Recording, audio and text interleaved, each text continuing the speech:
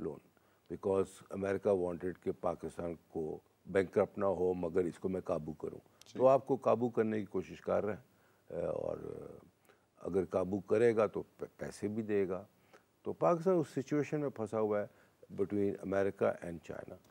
तो that is actually हमारी politics भी उस चीज़ में फंस गई है, हमारी इकॉनमी भी उस चीज़ में फंस गई है।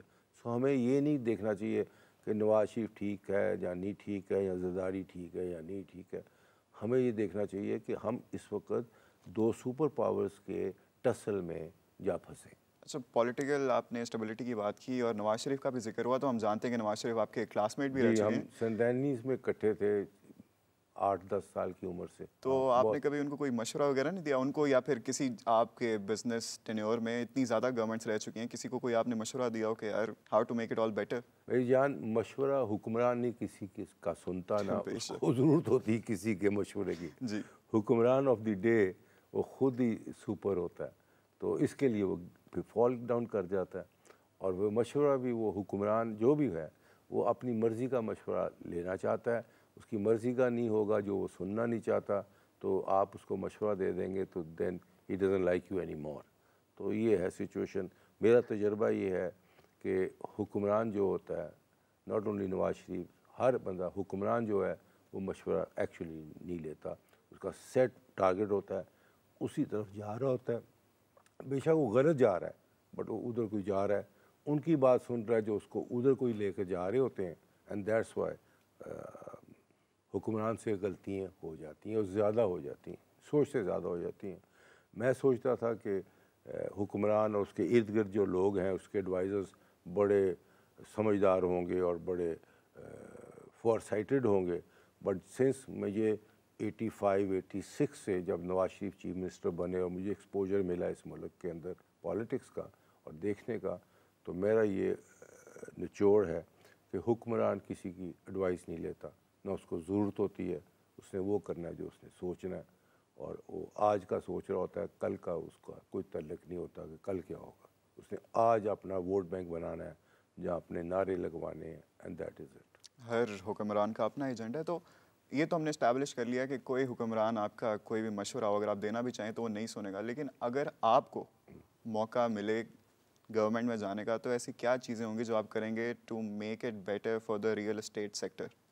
For the real estate sector या ओवरऑल अगर हम बिजनेस की बात करें तो? देखिए, बिजनेस को बेहतर करना है किसी मुल्क ने भी जी, तो पहले अपनी पॉलिटिक्स को ठीक करे, political stability they. Because political stability होगी तो इकोनॉमिक स्टेबिलिटी होगी। ये नहीं हो सकता कि आप इकोनॉमिक स्टेबिलिटी दें या इकोनॉमिक्स पे बात करें या पैसे पे बात करें और पॉलिटिकल स्टेबिलिटी ना हो तो वो आप सक्सेसफुल होंगे, आप हो ही नहीं सकते।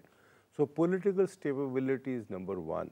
फिर economic stability right way follow करती है। जहाँ पॉलिटिकल स्टेबिलिटी होगी वहाँ आपके अपने पैसे लोग पैसे लगाएंगे और बाहर वाले भी लगाएंगे। अगर पॉलिटिकली इनस्टेबल है, आपको पता ही नहीं है कल को क्या होना।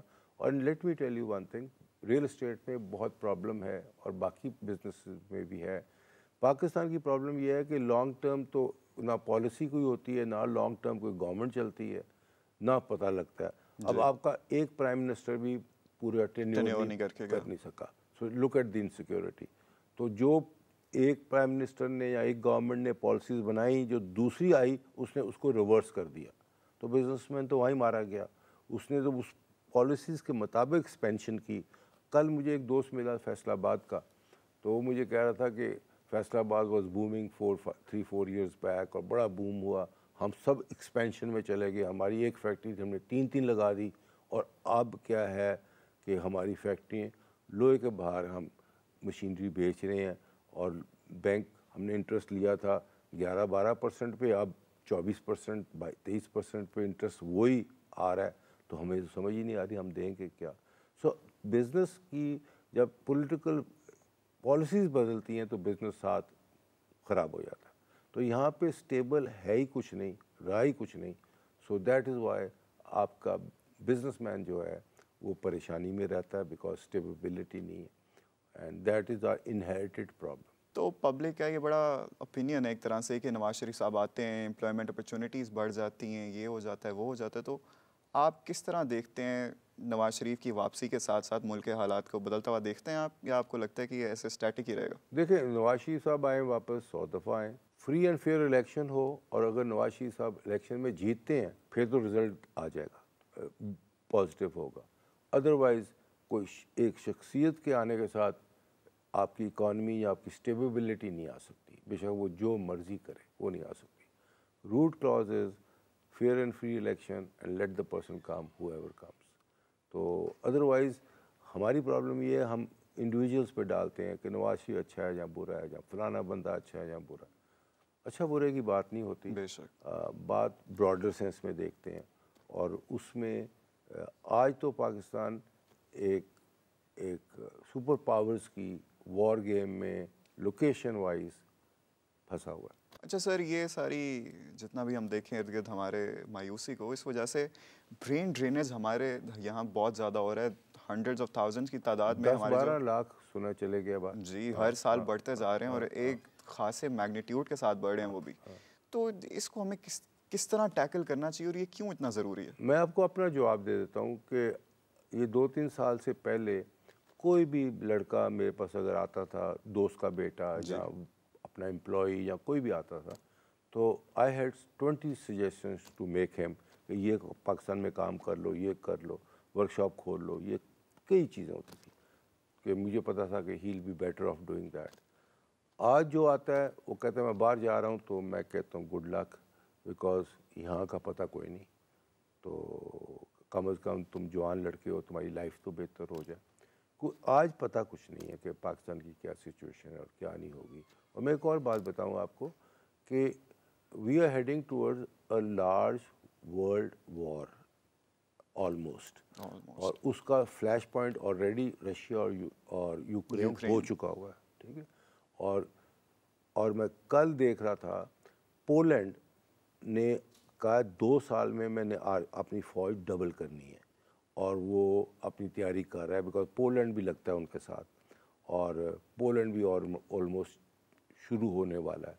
तो ये वॉर में ड्रैग इन होते जा रहे हैं, ये बिगर वॉर में जी। अच्छा, ऊपर से इकॉनमी पूरी दुनिया की ख़राब हो गई हुई है, अमेरिका की भी ख़राब हो गई है, चाइना की भी कंपैरेटिवली ख़राब हो गई है बिकॉज ऑफ दी ये जो कोविड और कोविड के बाद ये जो अमेरिका ने सैंक्शंस लगा दी चाइना पे, वो भी हो गई है, और जो यूरोप है वो वैसे ही बहुत बहुत बुरे हाल में है।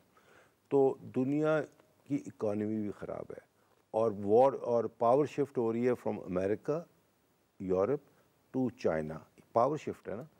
अच्छा, तो जब पावर शिफ्ट हो रही होती है, ऊपर से इकॉनमी ख़राब हो जाती है, तो नॉर्मली हिस्टोरिकली ये देखा है फिर वो मुल्क वॉर्स में चले जाते हैं। जी। लास्ट चीज़ होती है आर्मी, वॉर्स में चले जाते हैं। तो अल्लाह ना करे ये हो, बट मैं हेजिटेंट नहीं होगा ये कहने का कि आज के हिसाब के मुताबिक बहुत चांसेस हैं कि ये यूक्रेन वाली वॉर एक्सपेंड करेगी, और अमेरिका का बिहेवियर है कॉबॉयश, और वो कभी बर्दाश्त नहीं करेगा चाइना को एक्सपेंड करने पे, या चाइना उसके सामने खड़ा हो सके। तो इसके लिए अमेरिका भी उस पर वॉर की तैयारी कर रहा है, और आज भी चाइना साउथ चाइना सी में अपनी मशकें लेकर फिर रहा है। So they already getting ready for war